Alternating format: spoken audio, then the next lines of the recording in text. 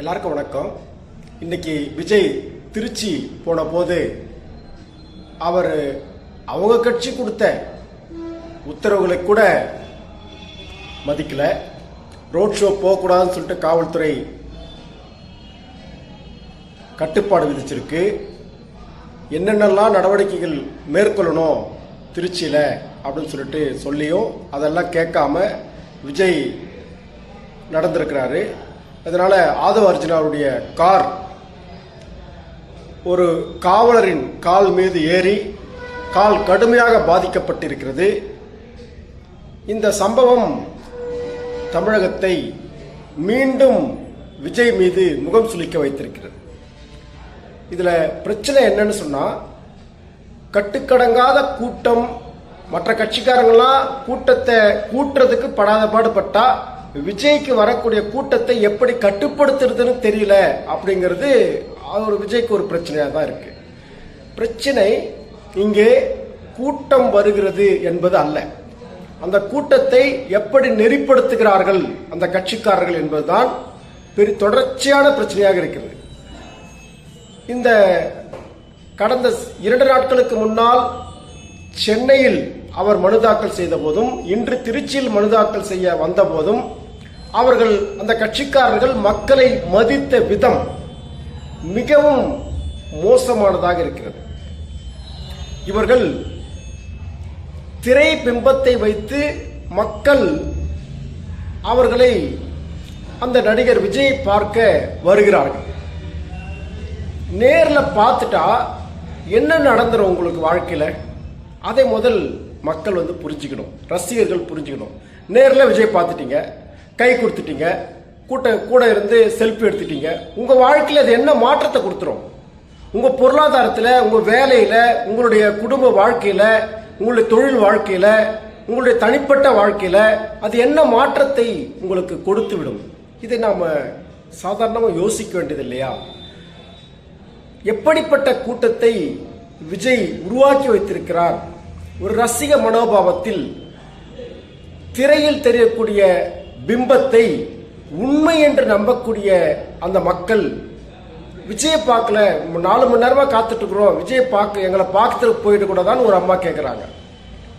இன்னைக்கு ஒரு காவலருடைய காலையே அடிச்சு உடைக்குது அந்த வாகனம். இந்த கூட்ட நெரிசல் என்கின்ற இந்த பிரச்சனையை இதையே மூலதனமாக இவர்கள் மாற்றுகிறார்களா, இதையே பரபரப்பான செய்தியாக மாற்றுகிறார்களா? பாருங்க, விஜய்க்கு இவ்வளவு மவுஸ் இருக்குது, உன் மவுஸ் எடுத்து குப்பை தொட்டில போடுறா, உன்னுடைய மவுஸை வச்சுட்டு என்ன பண்ண முடியும்? அதனால் மக்களுக்கு என்ன பயன்? திரைப்படத்தை உண்மை என்று நம்பும் இந்த அறிவிலி கூட்டம் உங்களுடைய மூலதனம் என்று சொன்னால், நீங்கள் அடுத்தவன் எழுதி கொடுக்கக்கூடிய வசனத்தை படிப்பவர், அது திரையரங்கமாக இருந்தாலும் சரி, அது பொது மேடையாக அரசியல் மேடையாக இருந்தாலும் சரி, நீங்கள் தொடர்ந்து அடுத்தவன் எழுதி கொடுக்கறத படிக்கிற ஆளா இருக்கிறீங்க. சொந்த அறிவு என்பதே ஒன்று கிடையாது. சிபு சோரன் மீது, கெஜ்ரிவால் மீது மோடி அரசு என்னவெல்லாம் கைது செய்து அவர்களை உள்ளே வைத்து தேர்தலை எப்படி எதிர்கொண்டது, இங்கே தமிழ்நாட்டில் கேஸ் தட்டுப்பாடு வருகிறது என்று சொன்னால் அதற்கு மத்திய அரசு தான் காரணம், அதை பற்றியெல்லாம் பேசுவதற்கு உங்களுக்கு யோக்கியதை இல்லை. தொடர்ந்து மாநில அரசுகளை, மாநிலத்தை ஆளக்கூடியவர்களை நிதி மறுக்கக்கூடிய அந்த டெல்லி அரசை ஏன் என்று கேட்பதற்கு உங்களுக்கெல்லாம் துப்பு இல்லை. நீங்களாம் தமிழ்நாட்டை ஆள துடிக்கிறீங்க. ஆட்சி என்றால், நிர்வாகம் என்றால் அவ்வளவு எளிதா? யார் தமிழ்நாட்டு அரசியலை ஒட்டுமொத்தமாக நிர்வாகம் செய்கிறார்கள்? யாரிடம் தமிழ்நாட்டின் உரிமைகள் கட்டுண்டு கிடக்கிறது? இதை பற்றியெல்லாம் பேச வேண்டாமா? ஆக இங்கே நடிகன் பிரபலமான ஒருவன் இருந்தால் அவன் நாடாளுவதற்கு தகுதி படைத்தவன் ஆகிவிடுவானா? இதெல்லாம் எவ்வளவு கேலிக்கூத்தாக இந்த அரசியல் சென்று கொண்டிருக்கிறது. ஒரு தத்துவம், ஒரு அரசியல், ஒரு வழிமுறை, ஒரு அமைப்பு முறை, இதெல்லாம் எதுவுமே இல்லாத ஒரு தற்குறி கூட்டத்தின் தலைவனாக இருக்கக்கூடிய விஜயை நீங்கள் தமிழ்நாட்டை ஆள கொடுத்தால் நாளை இந்த தமிழ்நாடு எப்படிப்பட்டதாக இருக்கும்? அவருடைய பின்னரங்கில் இருந்து அவருடைய அந்த முதல்வராக வந்துவிட்ட அந்த வாய்ப்பை பயன்படுத்தி இயக்க மாட்டார்களா? அவருக்கென்று சொந்த கொள்கை என்று ஒன்று உண்டா? இதையெல்லாம் சிந்தித்து பார்க்க வேண்டாமா நாம்? ஆக மக்கள் குடிகள் எப்படியோ அப்படி கோன் என்று ஒரு பழமொழி சொல்வது போல, குடிமக்கள் இவ்வளவு மோசமாக இருந்தால் நமக்கு வாய்க்கும் தலைவர்களும் இவ்வளவு மோசமாகத்தான் இருக்கிறார்கள், இருப்பார்கள் என்பதை நாம் தெளிவாக உணர்ந்து கொள்ள வேண்டும். தமிழ்நாட்டு அரசியல் என்பது 2000 ஆண்டு கால பார்ப்பனிய எதிர்ப்பு அரசியலை மையமாக கொண்டது.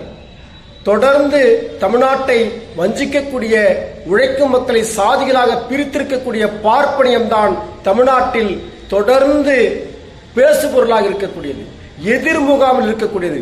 அது இன்றைக்கு ஒரே தேசம், இந்து தேசம் என்று பாஜக கும்பலால் முன்மொழியப்படும் ஒரு தத்துவார்த்த தளத்தில் வீழ்த்தப்பட வேண்டிய தத்துவமாக பார்ப்பனிய சித்தாந்தம் இருக்கிறது. அதற்கு மாற்றாக சமத்துவத்தை பேசக்கூடியவர்களாக, சம உரிமைக்காக நிற்பவர்களாக, சமூக நீதியை வென்றெடுப்பவர்களாக ஒரு மாபெரும் முற்போக்கு சக்திகள் தொடர்ந்து 2000 ஆண்டு, அன்றைக்கு சித்தர்கள், அதன் பிறகு இன்றைக்கு அவர்கள் பார்ப்பனிய எதிர்ப்பு போராளிகளாக, அவர்களுக்குள் 1000 குறைபாடுகள் இருக்கலாம். அந்த குறைபாடுகள் எல்லாம் நட்பு முரணானது, அவையெல்லாம் களையப்படக்கூடியது, கலைந்து கொள்ள வேண்டியது. ஆனால் 2 முகாம்களுக்கு இடையில்தான் இந்த 2026 சட்டமன்ற தேர்தல் நடைபெற இருக்கிறது. அது பார்ப்பனிய முகாம் வெற்றி பெற்றால் இந்தியாவில், தமிழ்நாட்டில் ஒட்டுமொத்தமாக இந்து மதவெறி கும்பல் கலவரத்தையும் பிற்போக்குத்தனமான ஆட்சியையும் கொண்டு வந்து திணிக்கும். தமிழக மக்கள் அப்போது உணர்ந்து ஒரு பயனும் இல்லை, அவர்கள் அந்த பிரச்சனைக்கு முன்னாலேயே தன்னை சரி செய்து கொள்வதுதான், தற்காத்துக் கொள்வதுதான், ஒரு மதச்சார்பற்ற முற்போக்கு திராவிட முன்னேற்ற கழக தலைமையிலான கூட்டணி வேட்பாளர்களை வெற்றி பெற வைப்பதுதான் தமிழக மக்கள் இந்த பார்ப்பனிய எதிர்ப்பு முகாமில் நின்று இந்த அரசியலை, இந்த தமிழ்நாட்டில் நடக்கக்கூடிய 2026 தேர்தலை பார்க்கிறார்கள் என்று பொருளாகும். மறக்காம சர்ப்ரைஸ் பண்ணுங்க.